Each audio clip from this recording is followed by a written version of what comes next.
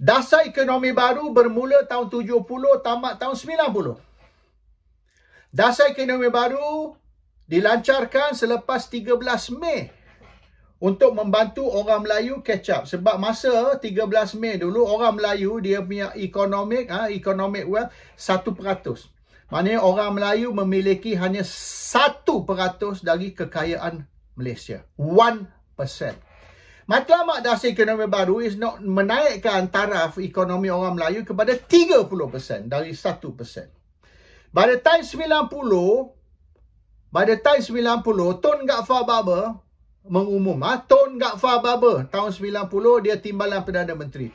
Tun Ghaffar Baber umum dalam satu majlis yang kita organize tu, dalam satu seminar.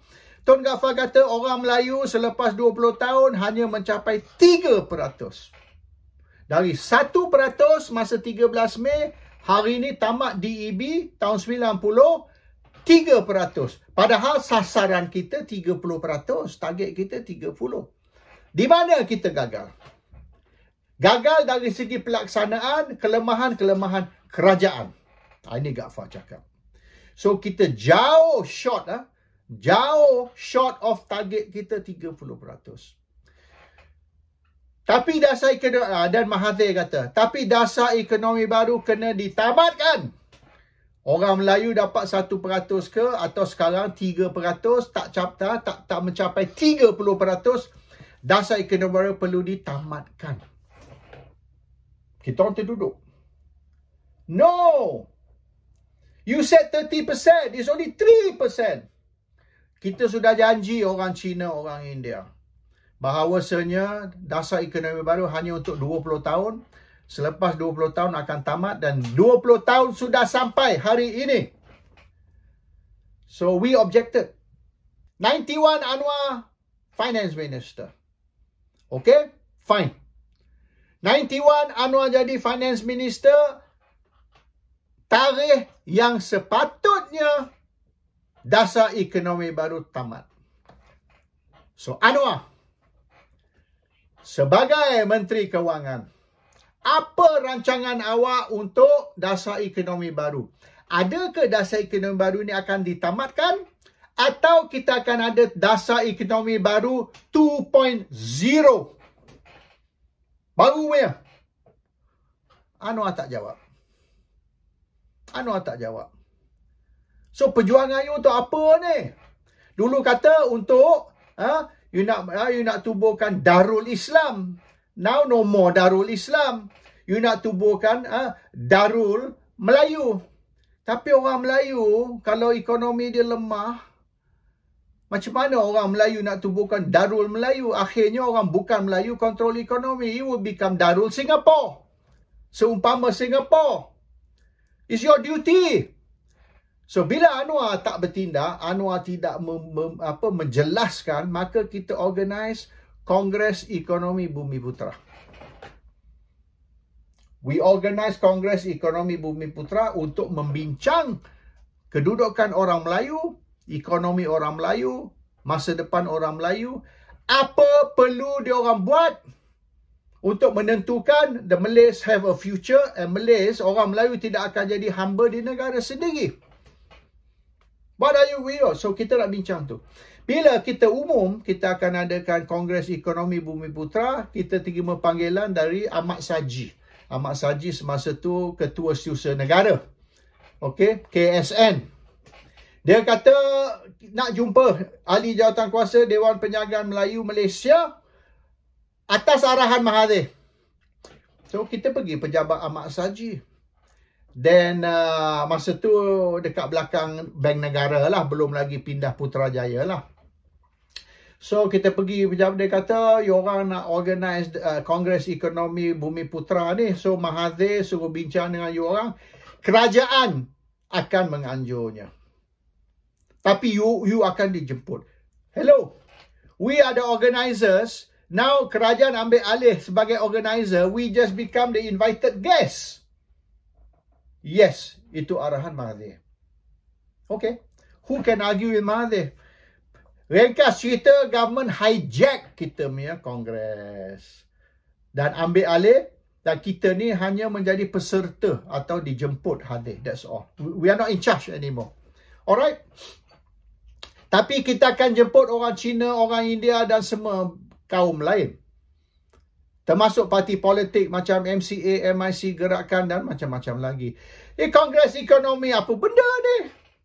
First of all, kerajaan ambil alih. The second thing, all the non-Malays plus political party, persatuan dan pertubuhan semua dijemput. So we are going to be outvoted. No. Ahmad Saji kata Mahathir wants all races to be involved. Semua kaum kena terlibat supaya kita buat satu keputusan sebulat suara yang melibatkan kaum lain-lain juga. Bermaknanya keputusan Kongres ni kaum lain bila dia dah setuju, bermaknanya dia kena terima keputusan tu. So akhirnya kita lost control.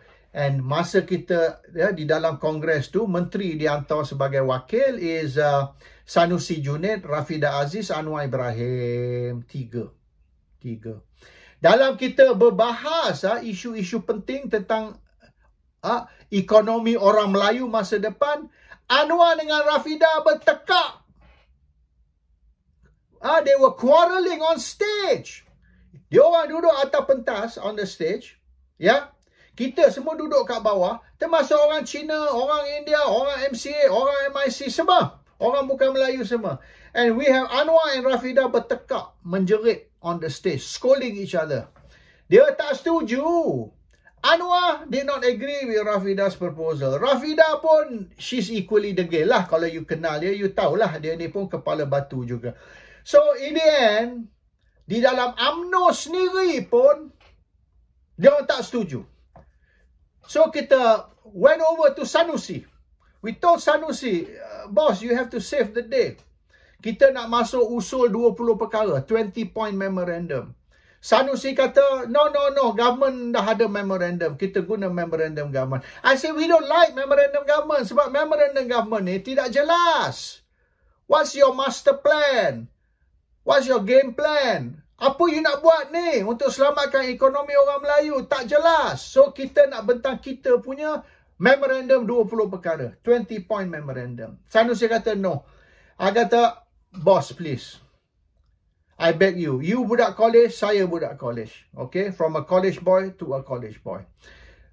Boss pun kena bertanding tau. Untuk menang jawatan tau. Saya pun kena bertanding untuk menang jawatan. Saya jadi ahli jawatan kuasa ni, Dewan Penjaga Melayu ni, sebab saya bertanding, saya menang. Kalau saya tak buat ni, saya pecah amanah, ahli akan tenang saya keluar. Sanusi kata, okay lah. In the spirit of MCKK, I accept your memorandum. So, saya serah memorandum saya 20 perkara ke Sanusi untuk incorporate. Untuk gabung dengan memorandum kerajaan, plan tindakan untuk membantu ekonomi orang Melayu selepas tamatnya dasar ekonomi baru dalam bentuk satu dasar ekonomi nasional or something like that. We gave up with Anwar. We had to turn to Sanusi.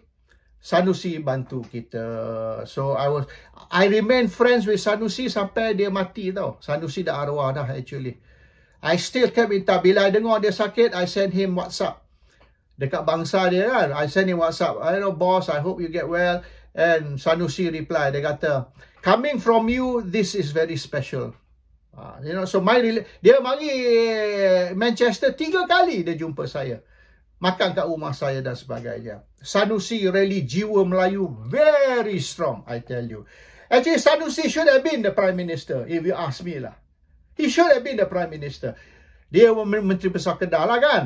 But if he was prime minister, I think he would have, or even Timbalan Perdana Menteri, I think he would have done far more than Anwar Ibrahim. 10 kali ganda lebih. Because I've seen him perform masa kita Kongres Ekonomi. So, I felt betrayed lah Anwar ni.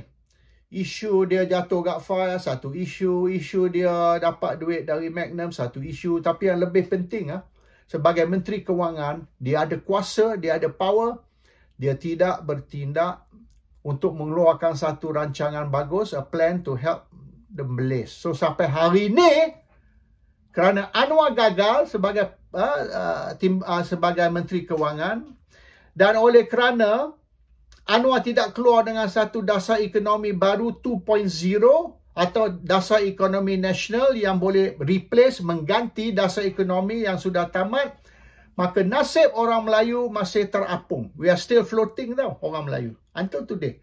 And now with the economic punya situation very bad.